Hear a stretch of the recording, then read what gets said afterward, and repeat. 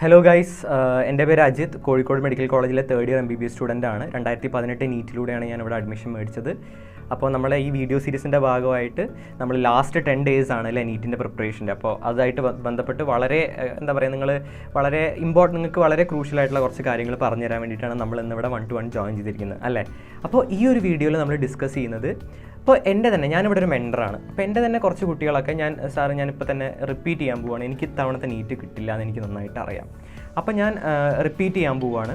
ഞാൻ ഇനി ഇത്തവണത്തെ നീറ്റിനെ വലിയ കാഷ്വലായിട്ട് എഴുതുന്നുള്ളൂ. ഞാൻ പഠിക്കുന്നില്ല, പഠിത്തം നിർത്തുക.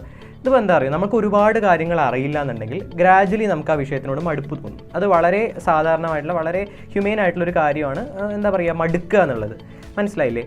അപ്പോൾ വിചാരിക്കും ഞാൻ ഇനിയിപ്പോൾ ഈ ഒരു 10 ദിവസം എഫേർട്ട് ഇട്ടിട്ട് എന്താ കാര്യം, ഞാൻ എന്തായാലും ഇനി റിപ്പീറ്റ് ചെയ്യാൻ പോകുന്ന ആളല്ലേ, അപ്പോൾ പഠിച്ചാൽ പോരെ. നമ്മളെപ്പോഴും ഒരു കാര്യം ഭാവിയിലോട്ട് മാറ്റി വയ്ക്കുക, പ്രോക്രാസ്റ്റിനേറ്റ് ചെയ്യുക എന്ന് പറയുന്നത് എല്ലാ മനുഷ്യന്മാർക്കുള്ളൊരു പ്രശ്നമാണ് അല്ലേ. അപ്പോൾ എന്താ അതിൻ്റെ ഇങ്ങനെ പറയുന്ന ആൾക്കാരോട് ഞാൻ പറയുന്ന കാര്യം, നിങ്ങളിപ്പോൾ ഒരു 100 സ്റ്റെപ്പ് എടുത്താലാണ് നിങ്ങളുടെ ഗോളിൽ എത്തുക എന്ന് വിചാരിക്കുക.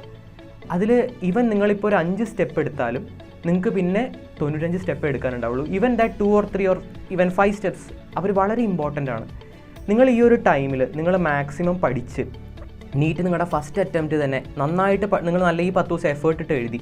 നിങ്ങൾക്കിപ്പോൾ ഒരു സീറ്റ് കിട്ടാനുള്ള മാർക്ക് കിട്ടിയില്ല, ഒരു 500-550 മാർക്കേ കിട്ടിയുള്ളൂ എങ്കിലും ആ ഒരു കോൺഫിഡൻസ് ഉണ്ടല്ലോ, നിങ്ങൾ കുറച്ച് പഠിച്ചിട്ട് പോലും നിങ്ങൾക്ക് എത്രയും മാർക്ക് കിട്ടി എന്നുള്ളൊരു കോൺഫിഡൻസ് മതി നിങ്ങളുടെ ഒരു കൊല്ലത്തെ പ്രിപ്പറേഷനെ ഫ്യൂവൽ ചെയ്യാൻ വേണ്ടി, ബൂസ്റ്റ് ചെയ്യാൻ വേണ്ടിയിട്ട്. അപ്പോൾ മനസ്സിലായില്ലേ? അപ്പോൾ ഈ ഒരു സമയം വളരെ ക്രൂഷ്യലാണ്. റിപ്പീറ്റ് ചെയ്യുക എന്ന് പറഞ്ഞിട്ട് ഈ ഒരു സമയത്ത് ഉഴപ്പരുത്. നിങ്ങൾ പഠിക്കുക തന്നെ വേണം, പഠിക്കുക. കാരണം നിങ്ങൾ എന്താണ് അടുത്തൊരു കൊല്ലം ഡീൽ ചെയ്യാൻ പോകുന്നത്. നിങ്ങൾക്കൊരു ഈ ഒരു 10 ദിവസം പഠിക്കാനുള്ള ആ ഒരു ടെൻഡൻസി നിങ്ങൾ കാണിക്കുന്നില്ല എന്നുണ്ടെങ്കിൽ ഒരു കൊല്ലം നിങ്ങൾ പഠിക്കാൻ പോകുന്നത് അല്ലേ. അപ്പോൾ ഇപ്പം തന്നെ ആ കാര്യം, ആ ഒരു എൻവയോൺമെൻറ്റിലോട്ട് കടക്കുക, പഠിക്കുക, എക്സാംസ് റിലീജിയസ്ലി അറ്റൻഡ് ചെയ്യുക, സീരിയസ് ആയിട്ട് തന്നെ നമ്മുടെ നീറ്റ് എക്സാമിന് എഴുതുക എന്നുള്ളത് വളരെ വളരെ വളരെ ഇമ്പോർട്ടൻ്റ് ആയിട്ടുള്ള കാര്യമാണ്. അപ്പോൾ ആ ഒരു കാര്യത്തിൽ ആരും ഉഴപ്പ് കാണിക്കരുത്. എല്ലാവരും എക്സാം അറ്റൻഡ് ചെയ്യണം. എല്ലാവരും പ്രോപ്പർ സീരിയസ്നെസ്സോട് കൂടി തന്നെ നീറ്റ് പോയിട്ട് എഴുതണം. ഫസ്റ്റ് ടൈം തന്നെ ക്രാക്ക് ചെയ്യും എന്നുള്ള കോൺഫിഡൻസിൽ തന്നെ പോയി എഴുതണം.